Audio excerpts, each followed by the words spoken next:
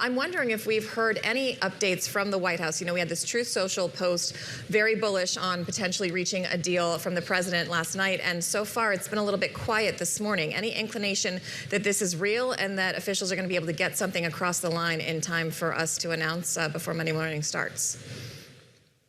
You know, we've got a holiday weekend, so of course Tuesday is another big day, but we've not heard anything since last night. You know, this Iran deal has been very complex, and what we saw White House officials and a lot of White House allies yesterday do was they started batting down criticism from within their own party about contours of a deal that nobody really knows what's in it.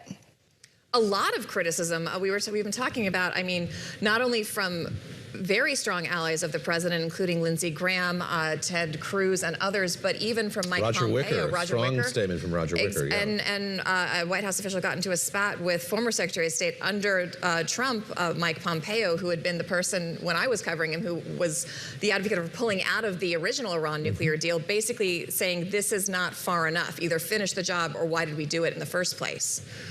That's exactly it, including Senator Lindsey Graham. I mean, we saw a spat between Senator Ted Cruz and Alex Bruesewitz, who is an important White House ally. That only raises more questions about what is in the deal, where are the conversations now, and where is the administration's red line about what they're able to accept? I think, you know, very rarely do you see this sort of widespread criticism of conservatives, of their own allies that they've been working with on Iran. Joumanna, let me ask you a basic fundamental question here is, what are we talking about? I look at the Wall Street Journal this morning. The agreement, if completed, wouldn't achieve Trump's main goal of preventing Iran from ever acquiring a nuclear weapon. You and the two of us have talked about this over many weeks, the evolving rationale for this conflict in the Middle East. But so central to it, and the refrain we've heard over and over again from the president is Iran can never be allowed to have a nuclear weapon. Now it seems, again, from the reporting that we're piecing together this morning, that might not be fundamental to this. That might not be a core tenet of this 14-point plan that the president is talking about.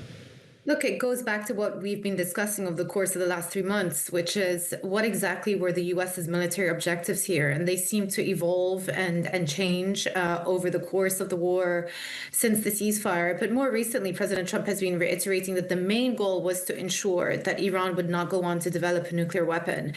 Does this MOU or this framework that's going to be announced address that? We simply don't know because we don't have the details yet. But what has emerged is another central issue that didn't exist before the war, and that is the fate of the Strait of Hormuz. Before the war, remember, ships were passing through unconditionally. There was no concern at all about this key maritime passage. And here we are 3 months later, Iran have identified that this is a key point of leverage that they're going to continue to have over Gulf states and over the global economy. And they are using that leverage to extract concessions from the U.S.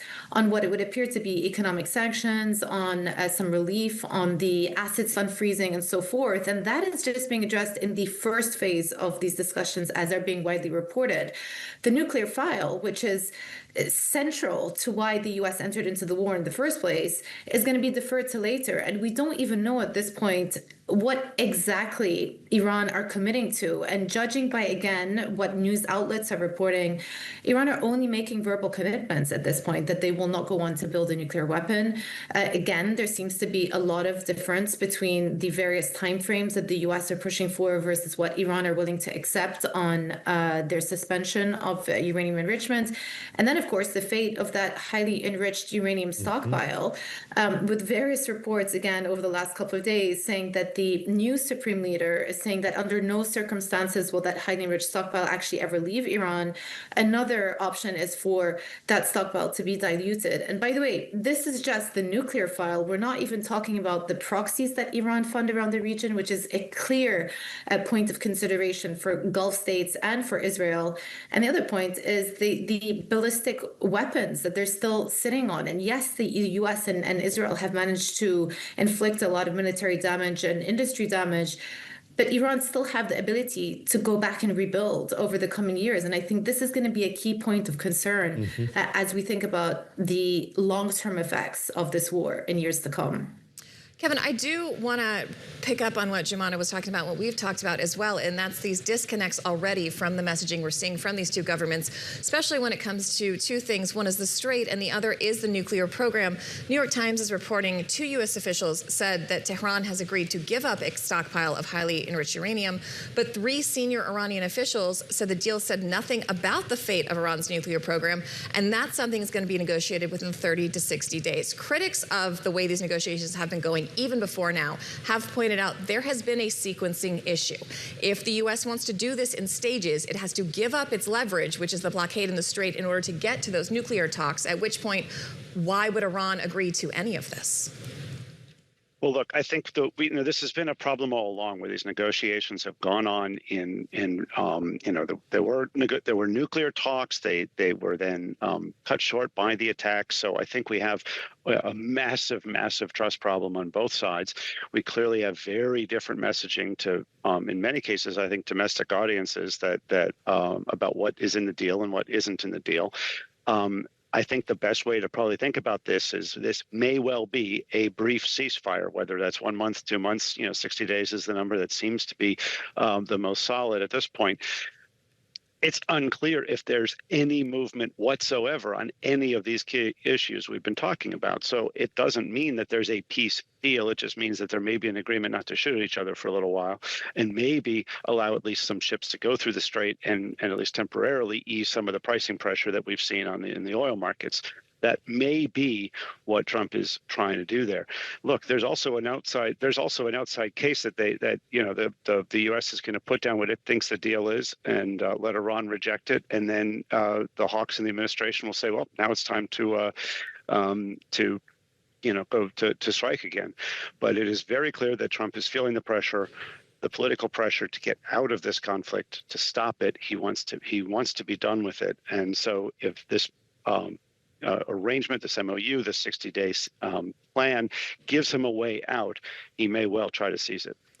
Sophia, let's talk more about this kind of potpourri of pushback, these posts of pushback from members of the president's own party. I'm curious if you think that those are entirely grounded in principle, if that's how you read those, or incumbent in them is this awareness that the midterms are right around the corner. We got to get through these runoff in Texas this week, but there's increasing agita among Republicans about what this will mean going into those midterm elections. And I'm curious, when you see that level of pushback, again, does it have to do with longstanding principle, or does it have to do with the fact that the political realities are becoming so difficult for Republicans in particular?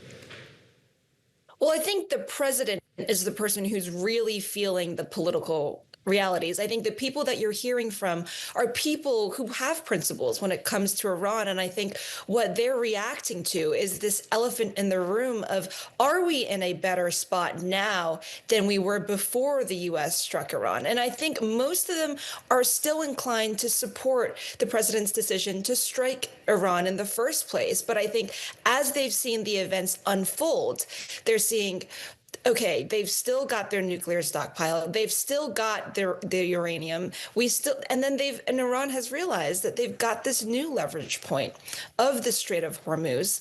And I think the energy prices, somebody like Susie Wiles in the White House has been concerned about energy prices even before the Iran war. That has exacerbated Susie's concerns. It's exacerbated the concerns of everybody in the administration who cares about whether Republicans will hold the House. And, so that's kind of where we are. And Trump in particular, he said when he came back from his visit to China, he said, look, Americans don't want another war 5,000 miles away. So he's very cognizant that he kind of needs to come out of this and show the American people that it was worth it. And that second part of, was this worth it, is something that his own allies are questioning right now. Joumanna, I'm wondering how Gulf allies feel about that same question, because you brought up the other big outlying thing that I've seen in none of the reporting from either side about what's in this deal, and that's the ballistic missile program, which obviously is degraded but not put out, and defensive stockpiles are degraded around the Gulf from trying to counter those incoming munitions, especially at the start of the war. The other thing is our colleagues have put together on Bloomberg.com, and if you have a terminal, a very interesting graph on what the state of play was before the war and after the war. And And one of the ones that goes from green to red is the Strait of Hormuz, right? Before it was open, it wasn't an issue. Now it's under Iran control or U.S. blockade. And then there are also talks and rumors of Oman and Iran possibly collaborating on a toll system. Is there any guarantee that if Iran doesn't like this deal in 6 months to a year, it has this tool it didn't really know it had before, and that's it can close the strait again? Doesn't it seem like the state of play has fundamentally changed no matter what is in this deal?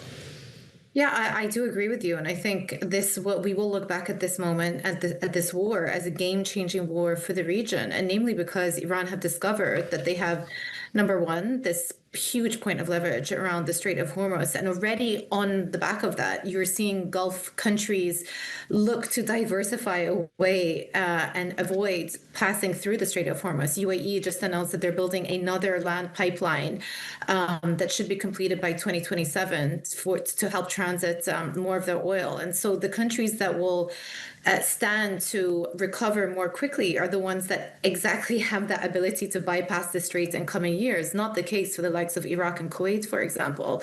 But the other thing that you mentioned is often overlooked. It's not just about the Strait of Hormuz. Iran has also demonstrated that they can cause a significant amount of both psychological damage and infrastructure damage just by sending over these low-cost drones. And while, yes, most of them have been intercepted, the UAE interception rate very, very high, that's not to say that some of them didn't penetrate through the air defense system and cause a significant amount of damage, which we're still going to be processing and dealing with in the coming months. So I think there is most definitely a concern in the region that having a hostile and angry neighbor on your doorstep is not an outcome that anybody would have wished for, especially because so many of these economies are building up these visions that are underpinned by them being an oasis of stability in a region that tends to be quite unstable. And I think what's happened over the past couple of months is that assumption has been challenged. And that is why, to come back to what you were saying, you have seen this shift